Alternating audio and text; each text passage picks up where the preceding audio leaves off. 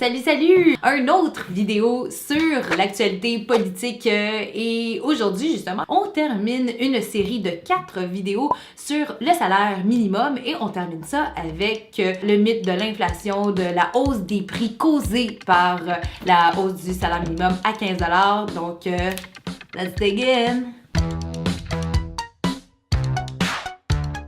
Donc, petit recap des conclusions qu'on a pu faire dans les dernières vidéos. De 1, la situation des travailleurs pauvres ne devrait pas exister, d'où la raison d'instaurer un salaire minimum viable, donc celui à 15 $.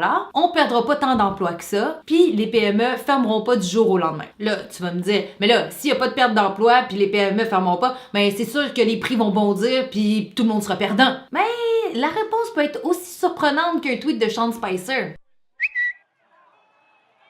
En effet, l'IRIS estime l'inflation due à la hausse du salaire minimum à 2,63% tout au plus, et ce, seulement dans l'année courante. Si à ça, on ajoute l'inflation annuelle provinciale de base de 2%, ben on augmente quand même le pouvoir d'achat des salariés touchés par la hausse de 35%.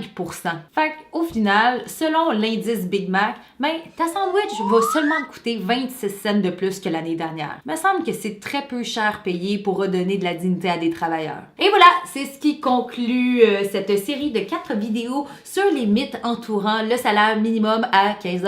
Fait que je pense que ce qui est important peut-être de retenir des 4 dernières vidéos, c'est que on dirait que c'est tellement rendu normal de se faire abuser parce qu'on a peur de perdre des emplois sur le marché ou que nous, même, on abuse des autres personnes parce que notre chandail, on le veut à 10$, que c'est rendu normal de voir les profits des entreprises grossir sur le dos des travailleurs. On semble essayer de nous faire croire que la solution, c'est d'avoir des emplois mal rémunérés quand le problème est sûrement dans l'estimation des coûts des entreprises. Ne pas demander à ces entreprises de payer leurs employés un salaire décent est un peu comme laisser ces mêmes entreprises produire sans leur demander des compensations pour la pollution qu'elles causent. En tout cas, moi je vous laisse là-dessus. Je laisse maintenant la place aux hommes parce que moi, je m'en vais jaser de linge avec mes chums de filles.